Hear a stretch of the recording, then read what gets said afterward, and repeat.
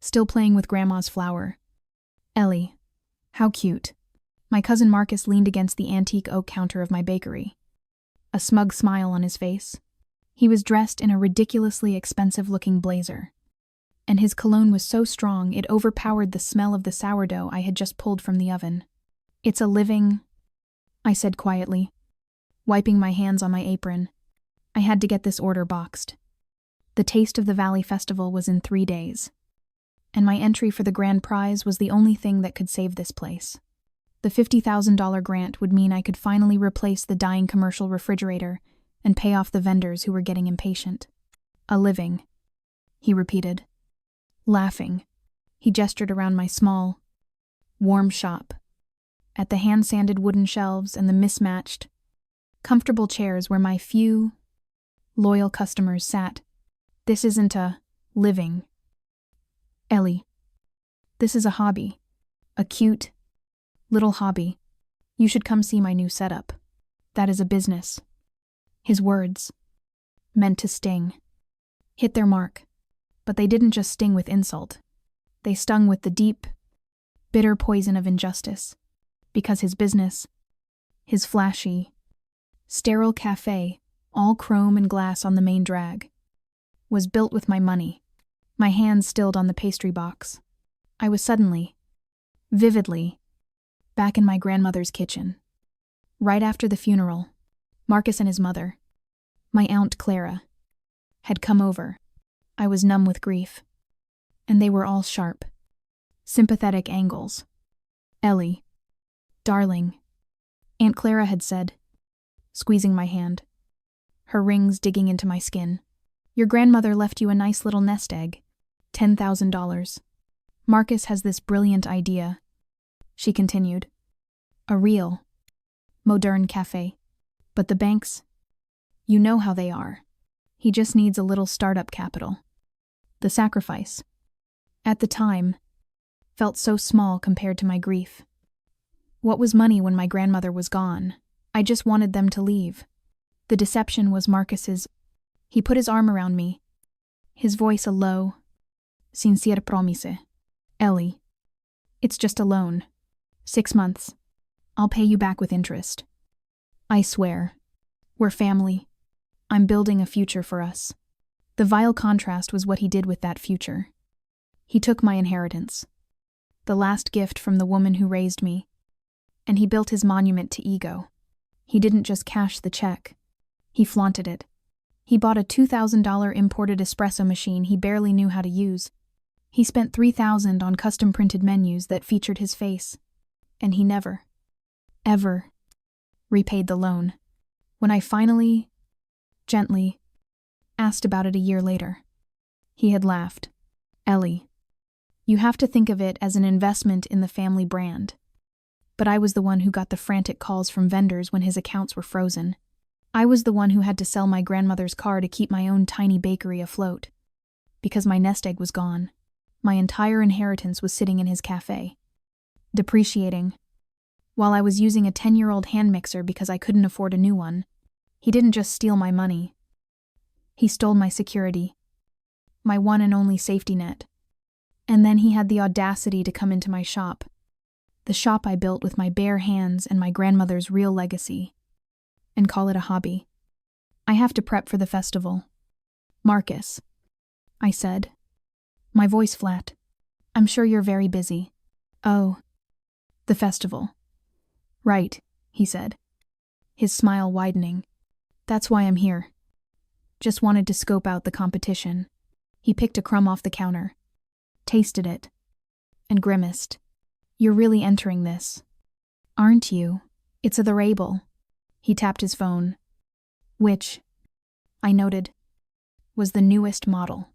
"Well, don't work too hard. Ellie, I wouldn't want you to be disappointed when you lose." He strolled out the door, the bell chiming mockingly behind him. I stood there for a full minute, my knuckles white as I gripped the counter. The refrigerator in the back gave a loud, rattling groan. It was dying, and Marcus had just rubbed my face in the 10,000 reasons I couldn't fix it.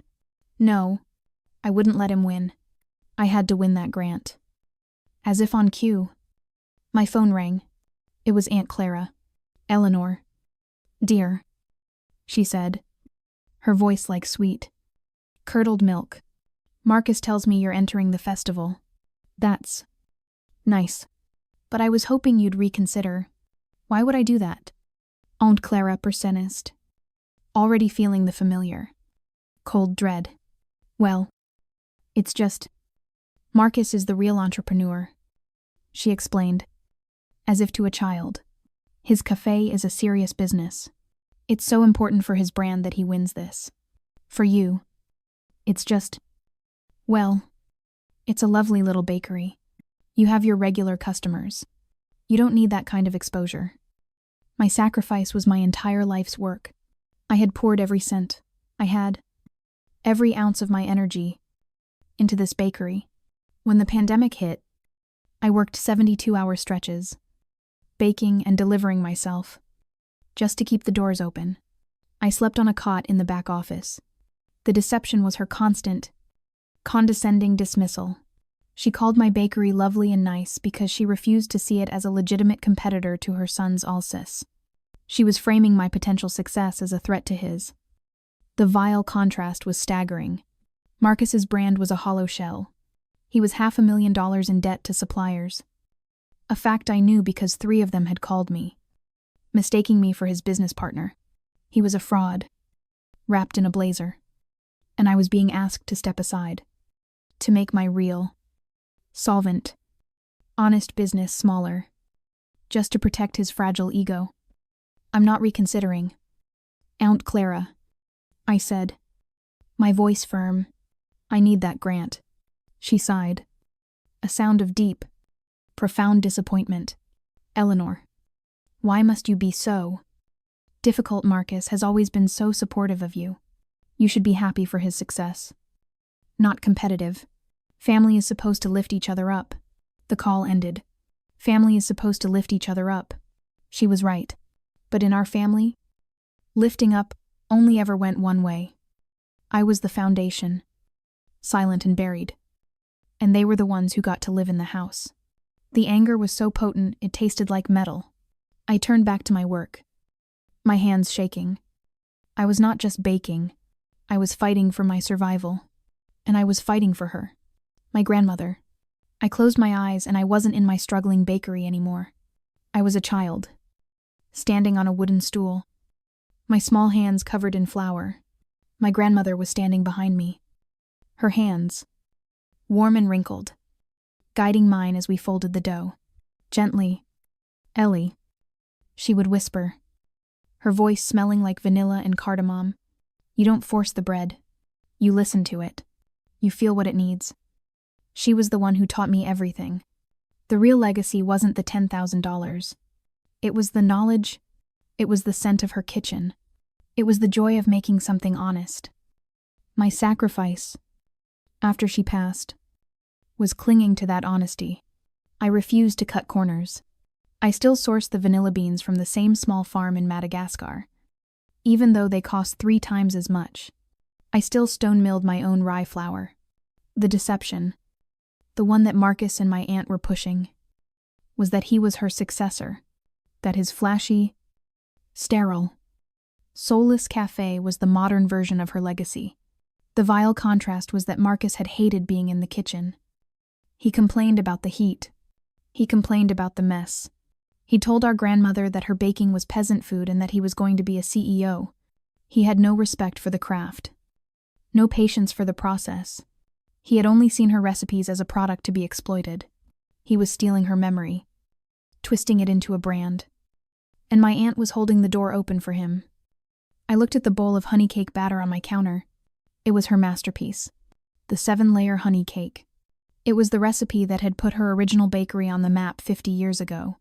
It was the recipe I had perfected, the one I had cried over, the one I was entering in the festival. It was my heart. On a plate, I felt a flicker of hope. He couldn't beat this. His version was a cheap imitation. He used processed honey and bleached flour. The judges would know. They had to know.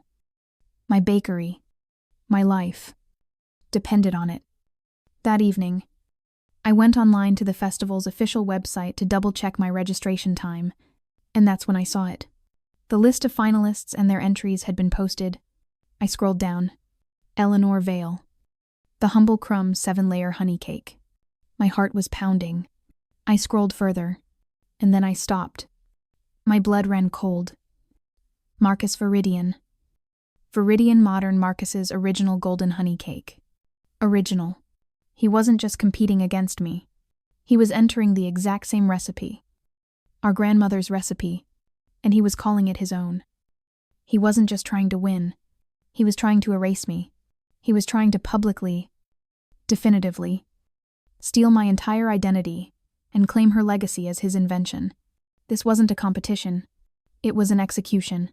All the humiliation, the stolen money, the gaslighting from my aunt, the insults, it all coalesced into a single, hard point of clarity. I had been listening to them for too long. I had been gentle. I had been the hobbyist and the good niece. No more. He wanted a war over our grandmother's memory.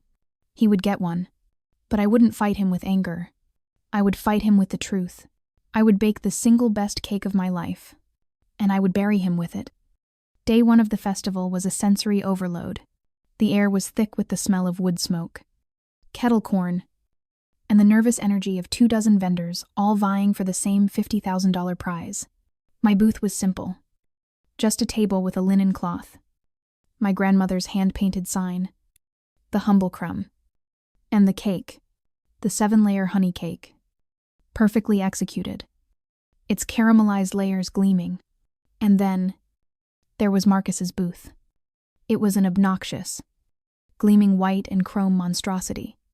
Twice the size of mine. He had hired models to hand out samples. He had a massive, professionally printed banner with his face on it, proclaiming him the Valley's culinary inventor. He was a parasite, and he had built his entire brand on a legacy he didn't earn. I was arranging my samples when I saw the local food reporter, a woman with a microphone and a cameraman, approach his booth. Marcus lit up, turning on that dazzling, fake charm that had fooled my aunt, the banks, and, for a time, even me. Marcus, the reporter said, everyone is buzzing about your golden honey cake. Tell me, what's the story behind it? It's so unique. I froze, my hand in midair. I had to hear this. Marcus chuckled. A well-rehearsed, humble sound. It's a family secret. Really, he said, his voice smooth and practiced. I've been working on this recipe for years. It was an old, forgotten note from my grandmother. Just a few ingredients. Really, I had to. You know, excavate it, modernize it. The process is incredibly technical. I felt the blood drain from my face. Excavate it. He was a liar. He was a brazen, pathological liar. He wasn't just stealing the recipe. He was stealing the story. He was erasing my grandmother. And he was erasing me. I was suddenly, painfully, a little girl again. I wasn't at a festival. I was in my grandmother's kitchen, standing on that wobbly wooden stool, my chin barely clearing the counter. My grandmother was standing behind me, her warm, wrinkled hands guiding mine. No, Ellie, not like that, she'd whispered, her voice smelling of vanilla. You have to listen to the honey. You have to let it tell you when it's ready. The sacrifice was my childhood. While other kids were playing, I was learning. I was burning my hands. I was crying over fallen cakes. I was memorizing the precise, alchemical reactions of flour, fat, and heat. The deception was his. He made it sound like he was the artisan, the inventor who had toiled for years. The vile contrast was that Marcus had never been there. He was never in the kitchen. While I was learning to listen to the honey, he was in the living room, breaking his toys, demanding attention. While I was mastering her most difficult techniques, he was complaining that the house smelled like old bread. He hadn't excavated anything. He had committed a home invasion of our shared memory, and he had planted his flag on a past that was never his. The reporter was eating it up. So, you're the sole inheritor of this amazing tradition. You could say that, Marcus said, beaming. My grandmother. She saw the spark in me. I'm just trying to do her proud. You know, take her old world ideas and make them profitable. Profitable. He had reduced her entire life. Her love. Her art. To a single, vulgar word. And then, his gaze drifted past the reporter and found me. He saw me watching. He didn't look ashamed. He didn't look guilty. He smirked. He knew I was listening. And he was enjoying it. This was part of the humiliation. He wasn't just stealing. He was forcing me to watch. The day wore on. A blur of polite smiles and hopeful explanations to the judges as they made their first-round visits. I was exhausted. My hope dwindling. I kept thinking of the 72-hour baking marathon I'd pulled 2 years ago. My main oven had died, and I had a catering order for a town, wedding 300 pastries. I couldn't afford to rent a new one, so I used my tiny countertop oven, baking in tiny batches. For 3 days straight. I didn't sleep. I didn't sit. My back ached so badly. I was crying by the end. But I finished the order. The sacrifice was my physical health, the absolute limit of my endurance. The deception was the text I got from Marcus during that marathon. It was a photo of him, grinning, on a ski lift in Aspen, holding a bottle of champagne. He was partying on the interest I should have been earning on the inheritance he stole. The vile contrast was our realities. I was killing myself to honor a commitment, to keep my real bakery alive. He was literally on top of a mountain, laughing, spending money he didn't have on a life he didn't earn. And here he was, doing it again. But on a public stage, the injustice of it was a physical weight, pressing down on me. I remembered, with a fresh wave of sickness, how he'd gotten the full recipe in the first place. It was Aunt Clara. Of course. Ellie. Dear. She had cooed over the phone. Years ago. Back when he was first borrowing my money. Marcus is struggling so much with his new menu. Why don't you share Grandma's honey cake recipe with him? It would be such a lovely way to tie the family brand together. I had resisted. It's special. Aunt Clara. It's mine. Don't be selfish. Eleanor. She'd snapped, her voice turning hard. It's just a cake. He'll, of course, credit you. He'll call it the Eleanor or something sweet. Just help your cousin. Family helps family. I was young, and I was still weak. I had emailed him the recipe. The sacrifice was my trust. It was the last piece of naive faith I had that my family could be family. The deception was her promise. He'll credit you. He never did. He never called it the Eleanor. He had taken it, and within a year, his menus called it Marcus's Original, and now, here he was, telling a reporter he had invented it. He didn't just break the promise. He had methodically, cynically, erased me from my own story. Late in the afternoon, the lead judge, a stern-looking woman named Chef Dubois, arrived at my booth. She was flanked by the reporter who had interviewed Marcus. My heart hammered. This was it. Chef Dubois took a small, precise bite of my cake. She chewed slowly, her face unreadable. This is a very nice cake. Ms. Vale, she said, her voice neutral. The reporter smiled at me. It's delicious.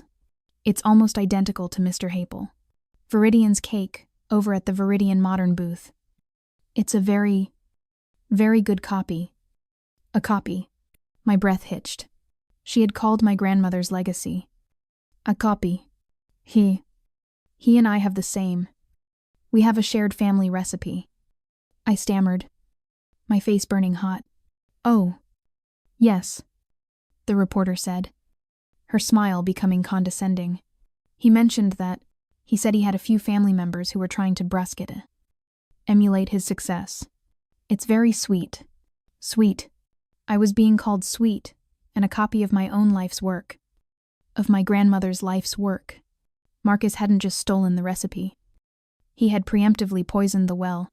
He had painted me as the bitter, jealous copycat. The humiliation was so total, so public. I couldn't breathe. Chef Dubois made a note on her clipboard. "Un noble effort." "Dear," she said, before moving on. I watched them walk away. The reporter was already talking to the chef, gesturing back at my booth, and then at Marcus's. And they both laughed. He had won. He had already won. He had won the narrative. He had framed me as a hobbyist and a copycat. My cake, which was infinitely superior in its craft, its ingredients, its honesty, had been dismissed as a cheap imitation. I knew, in that moment, that I would not win the $50,000. The refrigerator would die. The bakery would close. And Marcus would have successfully stolen not just my past, but my future, too. I started packing up my booth, my hands shaking with a rage so cold it felt like grief. I was defeated. I had nothing. My aunt's words echoed in my head. "You sound crazy and obsessed." He had made me look exactly that. I drove home, my unsold cake sitting in the passenger seat. I walked into my small apartment, which was in the back of my grandmother's old house, the bakery itself in the front. I was going to have to sell the building. It was over. I was packing up my grandmother's old cookbooks, tears blurring my vision, when I saw it, hanging on the kitchen wall, in a simple, cheap frame, was the only recipe she had ever written down by hand. All the others were in her head, but this one, the 7-layer honey cake, she had written out for me, in her beautiful, looping script, right after my 16th birthday. I hadn't looked at it in years. I knew it by heart. I took the frame off the wall. My fingers dusty. I was going to pack it away. A relic of a life that was now over. I turned it over to unhook the backing, and that's when I saw it. Taped to the brown cardboard backing was a small, faded, folded piece of paper. It was a receipt. A receipt from the Gilded Vanilla, the specialty spice shop that had closed a decade ago. It was dated October 20th, 2015, 10 years ago. And at the bottom, in my grandmother's familiar handwriting, was a short, sharp note, 5 ounces. Madagascar vanilla beans. Paid in full. For my Ellie's first solo bake. I dropped the frame. The glass didn't break. I sank to my knees on the cold kitchen floor. The receipt clutched in my hand. He had told the reporter he had been working on it for years. His cafe had opened in 2020. This receipt was from 2015. This wasn't just a receipt. It was a timestamp. It was a dated, unforgeable, physical piece of my origin story. It was the proof. It was the truth. My resolve, which had been shattered, reformed itself. It was no longer a soft, hopeful thing. It was cold. It was hard. It was sharp. He hadn't won. Not yet. I sat on my grandmother's cold kitchen floor, the framed recipe in my lap and the faded receipt in my hand, for my Ellie's first solo bake, 10 years ago. Proof. My entire body was shaking. Not with fear, but with a terrible, clarifying rage. The fog of humiliation from the festival, the shame of being called a copycat, evaporated. All that was left was the hard, cold truth. He was a thief. And I had the evidence. Just then, my phone buzzed on the floor, vibrating against the linoleum. I looked at the screen. Aunt Clara. Of course. I picked it up, my thumb hovering. I needed to be silent, to plan, but the need to hear the lie, one last time, was overwhelming. I answered. Eleanor. Her voice was sharp, accusatory. The fake sweetness was gone. I heard what happened at the festival. I am absolutely mortified. You embarrassed yourself, Eleanor. But more importantly, you embarrassed Marcus. I said nothing. Just listened to the sound of her hypocrisy. That poor reporter called him. You know? She steamrolled on. Called him asking questions. All because you made that pathetic, stammering scene about a shared recipe. You looked obsessed. You looked like a bitter, crazy person. Are you trying to sabotage your cousin? After everything he's done? My sacrifice, in that moment, was the 10 years I had spent being her good niece. The decade of swallowing her casual cruelties, her backhanded compliments, her constant, corrosive comparisons. I had played the part of the quiet, humble, hobbyist, just to keep the peace, just to avoid this exact tone of voice, and for what so she could, with a clear conscience, call me the saboteur. The deception was her complete inversion of reality. Marcus, the professional fraud, the man who had stolen my inheritance and my identity, was the victim. I, the one who had been robbed, was the attacker. The vile contrast was her immediate, ferocious defense of her son's embarrassment, while she had never, not once in my entire adult life, defended my well-being. She was furious that he had been questioned. She had never cared that I had been ruined. Are you listening to me? Eleanor, she snapped. You are to stop this. Right now. You are not to go to the final judging tomorrow. You will call the festival organizers and withdraw. Marcus has a brand to protect. You are damaging the family name with this. This obsession.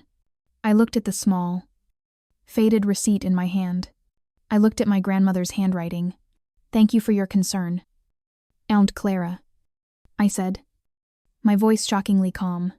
I have to go. I hung up the phone before she could say another word. I turned the ringer off. The line was cut. For good. My eyes fell back to the receipt. 5 ounces. Madagascar vanilla beans. I was suddenly back in that specialty shop. The gilded vanilla. It was gone now. Replaced by a vape store. But I remembered that day. I was 16. My grandmother had taken my hand and led me to the counter. The shop owner, a man with a huge white mustache, had retrieved a glass jar from a locked cabinet. My grandmother had him measure out 5 ounces of the beans. And I had gasped when I saw the price on the scale. Grandma, that's more than our groceries for the week. I had whispered, horrified. She had paid the man in cash. Her hands, wrinkled and sure, counting out the bills. The sacrifice was hers. That money was from her tiny, fixed-income pension. It was money for the electric bill, or for her heart medication. But she had spent it. She had spent it on me. As we walked out, she let me hold the small, fragrant bag. You smell that? Ellie, she'd said, that is the heart of the cake. It is expensive, but you never cheat the heart. You never, ever, respect the craft with cheap ingredients. This is a lesson in integrity, and integrity costs money. Don't you ever forget it? The deception was Marcus. I knew, for a fact, that he used cheap, artificial, imitation vanilla extract. He bought it in huge plastic gallons. He cheated the heart. He always had. He saw the craft as a series of corners to be cut, a problem of profit margin to be solved. The vile contrast was her one, meaningful, extravagant purchase, made as a lesson in sacrifice for someone else, versus my cousin's entire life of extravagant, meaningless purchases, made as a reward for his own ego. She had spent her grocery money to teach me integrity. He had spent my inheritance to build a monument to his own fraud. He didn't just steal a recipe. He had stolen the lesson. He had stolen the heart, and he had replaced it with cheap, synthetic poison. I looked at the framed recipe, at her beautiful, looping handwriting, and then I looked at the note on the back of the receipt again. For my Ellie's first solo bake. My first solo bake. I remembered the terror of that day. My grandmother had sat at the kitchen table, her hands folded, and she watched. She refused to help. I'm right here. Ellie Bean, she'd said, her voice firm. But these are your hands. You know how. You just have to trust yourself. I had cried twice. Once when the honey burned, and I had to start over. And once when the layers wouldn't stack, but she never moved. She just watched. And when it was finally done, 6 hours later, she had cut a tiny sliver, tasted it, and smiled. See your hands. The sacrifice had been my fear. I had overcome it. I had earned the recipe.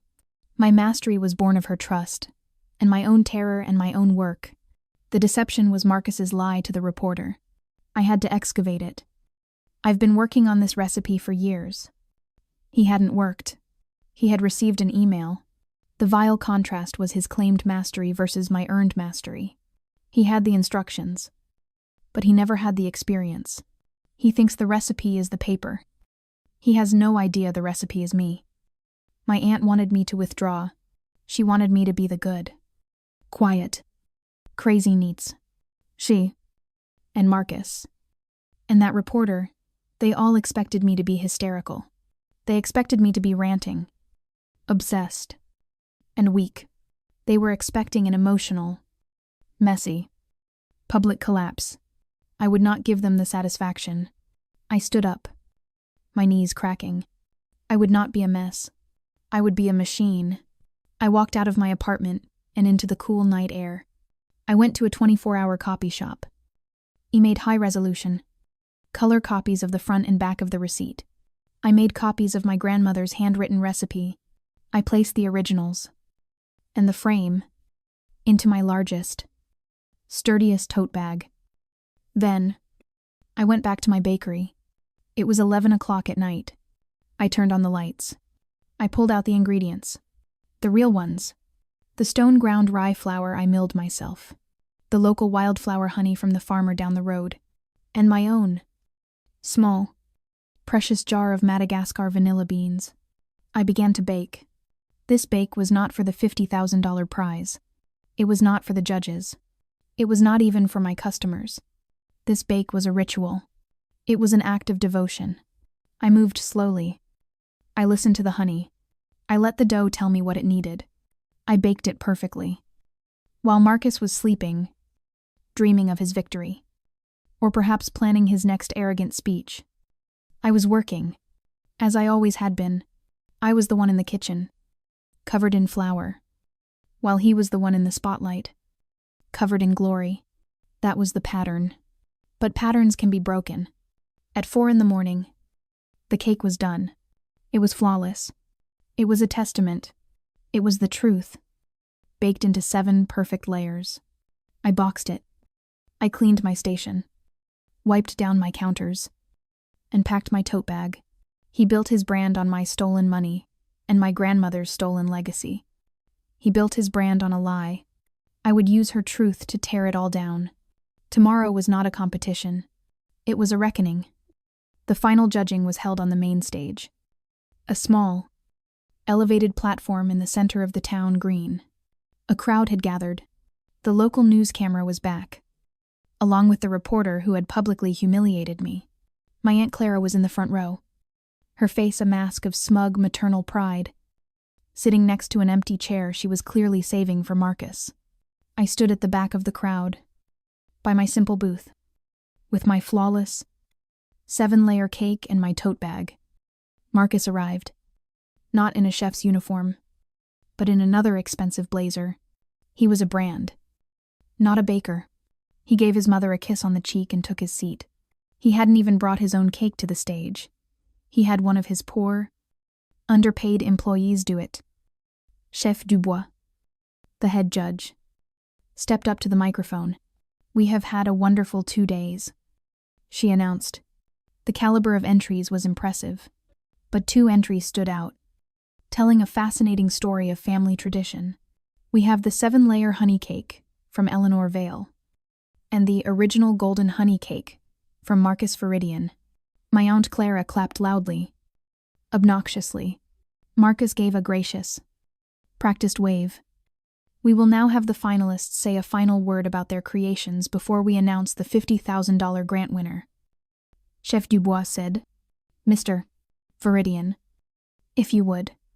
Marcus strode to the microphone, radiating confidence. He was a performer, and this was his stage. "Thank you, Chef," he began, his voice smooth as silk. "This cake, This recipe. It's more than just food. It's my soul. He paused for dramatic effect. The reporter was nodding, completely captivated. I spent years, he continued, locked away, poring over my grandmother's forgotten notes. She was a simple, rustic baker. But I just knew there was something more there. I excavated this recipe. I modernized it. I applied techniques she never could have dreamed of. I invented this process. And I am so proud to bring my original creation to you today. This is my legacy. The crowd applauded. My aunt was dabbing at her eyes. It was a perfect performance. All of it. Ali. Thank you. Mr. Viridian. A beautiful story. Chef Dubois said, clearly moved. And Ms. Vale, do you have anything to add about your cake? All eyes turned to me. I could see the pity in some of them, the condescension in others. I was the copycat, the hobbyist. I walked to the microphone, my heavy tote bag in my hand. I set it on the table next to my cake. I looked at Marcus. He was smiling, a tight, little smile of triumph. Yes, I said, my voice clear and carrying in the quiet. I do. Mr. Viridian is right about one thing, I said, turning to the judges. His cake is an invention, but my cake, mine isn't the original. Either. The reporter looked confused. Marcus's smile faltered. This, I said, reaching into my tote bag, is the original. I pulled out the simple, cheap frame and held it up. This is my grandmother's handwritten recipe. The only one she ever wrote down. She wrote it for me. I saw my Aunt Clara's face go pale. A lovely sentiment, Chef Dubois said, a little impatiently. But Mr. Viridian also has his grandmother's notes. But does he have this? I asked. I reached back into the bag and pulled out the small, faded, 10-year-old receipt. I held it up. This is a receipt from the Gilded Vanilla, a specialty shop that closed in 2016. It is dated October 20th, 2015. I could see Marcus from the corner of my eye. He was no longer smiling. It's a receipt for 5 ounces of Madagascar vanilla beans. I continued, my voice gaining strength. On ingredient, I might add, that Mr. Viridian does not use, as he prefers a cheaper, artificial extract. But the most important part is the note my grandmother wrote on the back. I turned the receipt over. I had to hold it with both hands to stop them from shaking. She wrote, for my Ellie's first solo bake. I looked directly at the reporter, who was now scribbling furiously. My first solo bake. In 2015. I turned to Marcus. His face was white. He looked like he was going to be sick. Your cafe, Marcus. It opened in 2020. Didn't it? I asked, my voice genuinely curious. You told this reporter you spent years excavating this recipe. But here is the proof. Here is the heart of the cake. Here is the lesson in integrity my grandmother taught me. A lesson you never learned. You didn't excavate this recipe. You didn't invent it. You received it. In an email. From me. After you borrowed $10,000 of my inheritance and never paid it back. The crowd gasped. My Aunt Clara shot to her feet. She's lying, she's obsessed, she's crazy. Am I? I asked, my voice cutting through her hysterics. This is my grandmother's handwriting. This is a dated receipt. This is the truth. I placed the frame and the receipt on the judging table. His story is an invention. His brand is a lie. And his cake, I said, pointing to his perfectly styled prop, is a cheap, synthetic, soulless copy. The silence was deafening. Marcus was stammering. His smooth performance shattered. She planted it.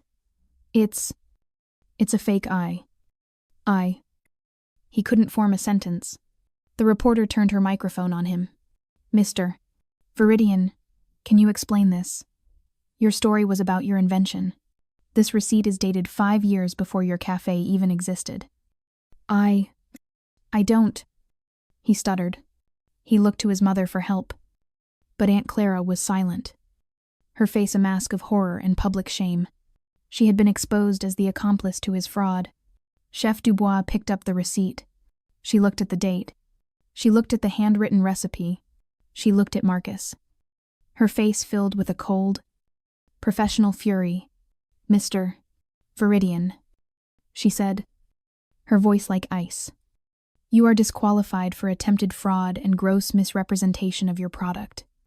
You are banned from all future Taste of the Valley events." Marcus stared at her, his mouth opening and closing. The reporter was now live streaming, narrating his downfall. He had wanted the spotlight. He had it. He fled the stage, pushing past the camera, his mother scrambling to follow him. Total isolation. He had lost his allies, his credibility, and his brand, all in the space of 3 minutes. Poetic justice, his own weapon, the lie about his brand, was the very thing that had destroyed him. Chef Dubois watched him go before turning back to the microphone. She looked at me. "Ms. Vale, it seems we, the judges, owe you an apology. We were swayed by a narrative, and we failed to properly judge the product." She turned to the crowd. "We will be rejudging the honey cake category." She and the other judges walked to my table. She took a new slice of my cake. She ate it slowly. Her eyes closed. "This," she said, her voice filled with a new, profound respect, "is not a copy. This is not a noble effort. This is a masterpiece. The integrity of the ingredients is undeniable. The technique is flawless." She turned to the crowd. "The $50,000 grant, by unanimous decision, goes to the true inheritor of this legacy, the humble crumb, and Miss Sue, Eleanor Vale." The crowd erupted in applause. The reporter rushed to me, her microphone in my face, her eyes wide with apology and admiration. "Ms. Vale, how do you feel?" I looked at the check, at my grandmother's recipe, at the cake I had almost given up on. "I feel," I said, "like my grandmother would be proud." 6 months later, the humble crab was thriving. The grant had bought me a new refrigerator, 2 new ovens, and allowed me to hire 2 employees. The story of my public vindication had gone viral. I had shipping orders from 43 states. My bakery wasn't a hobby, it was a national brand, built on honesty and stone-ground flour. I had taken the humble crumb, and I had made it an empire. Final inversion. As for Marcus, his modern café, built on my stolen money and his own arrogance, had folded in a matter of weeks. The bank had foreclosed.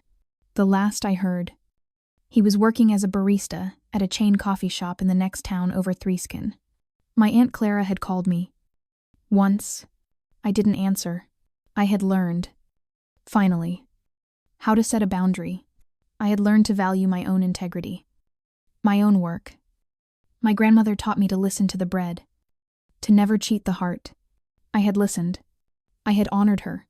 The recipe wasn't just paper and ingredients. It was a lesson. Setting boundaries isn't selfish. It's a lesson in integrity. And integrity is the one ingredient you can never, ever fake. Have you ever had to fight for something that was rightfully yours? I would love to hear your experiences in the comments below. And if this story resonated with you, please like, subscribe, and share it with someone who might need encouragement to stand up for their own truth. Remember, sometimes the quietest person in the room is the one with the most powerful story.